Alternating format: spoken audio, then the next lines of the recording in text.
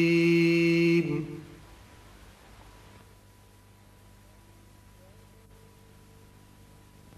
بل ظننتم أن لن ينقلب الرسول والمؤمنون إلى أهليهم أبدا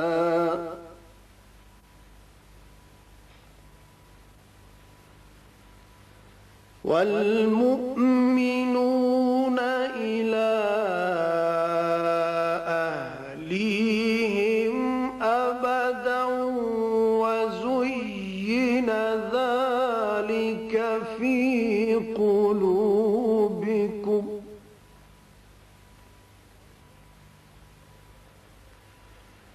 وزين ذلك في قلوبكم وظننتم ظن السوء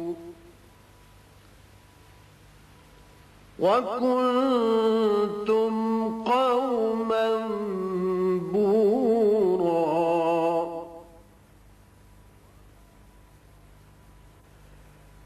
ومن لم يؤمن بالله ورسوله فإنا أعتدنا للكافرين سعيرا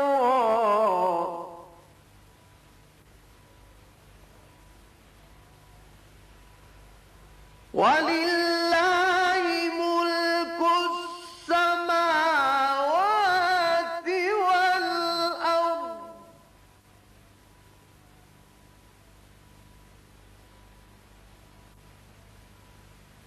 يغفر لمن يشاء ويعذب من يشاء وكان الله غفورا رحيما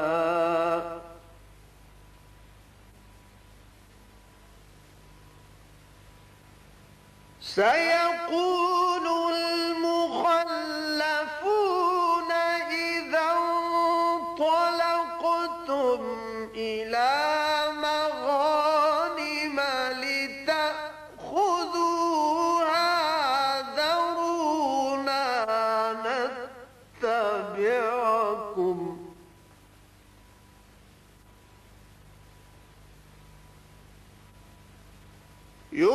يريدون أن يبدلوا كلام الله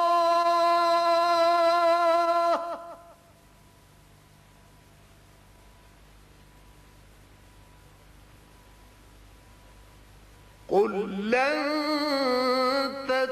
تتبعونا كذلكم قال الله من قبل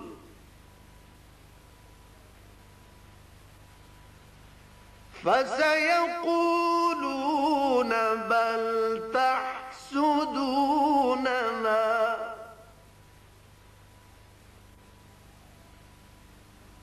بل كانوا لا يفقهون إلا قليلا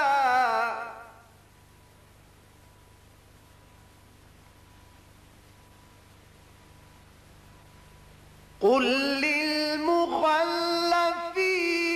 من الأعراب ستدعون إلى قوم أولي بأس شديد تقاتلونهم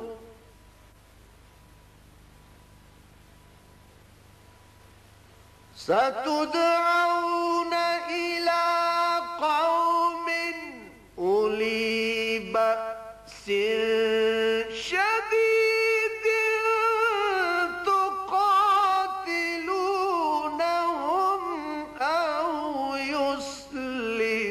يسلمون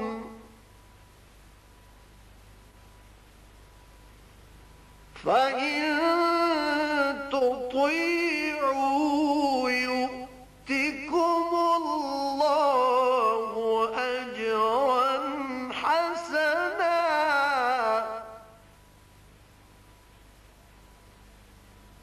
وإن تتولوا كما توليتم من قبل يعذبكم عذابا أليما صدق الله العظيم.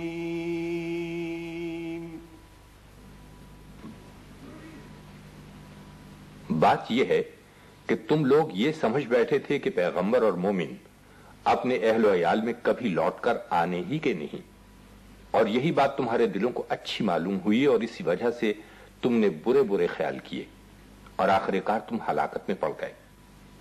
اور جو شخص خدا پر اور اس کے پیغمبر پر ایمان نہ لائے تو ہم نے ایسے کافروں کے لیے آگ تیار کر رکھی ہے. اور آسمانوں اور زمین کی بادشاہی خدا ہی کی ہے، وہ جسے چاہے بخشے اور جسے چاہے سزا دے، اور خدا بخشنے والا مہربان ہے. جب تم لوگ غنیمتیں لینے چلو گے تو جو لوگ پیچھے رہ گئے تھے وہ کہیں گے کہ ہمیں بھی اجازت دیجئے کہ آپ کے ساتھ چلیں. یہ چاہتے ہیں کہ خدا کے قول کو بدل دیں. کہہ دو کہ تم ہرگز ہمارے ساتھ نہیں چل سکتے. اسی طرح خدا نے پہلے سے فرمایا ہے. پھر کہیں گے نہیں، تم تو ہم سے حسد کرتے ہو. بات یہ ہے کہ یہ لوگ سمجھتے ہی نہیں مگر بہت کم. جو گمار پیچھے رہ گئے تھے ان سے کہہ دو تم جلد ایک سخت جنگجو قوم کے ساتھ لڑائی کے لیے بلائے جاؤ گے. ان سے تم یا تو جنگ کرتے رہو گے یا وہ اسلام لے آئیں گے.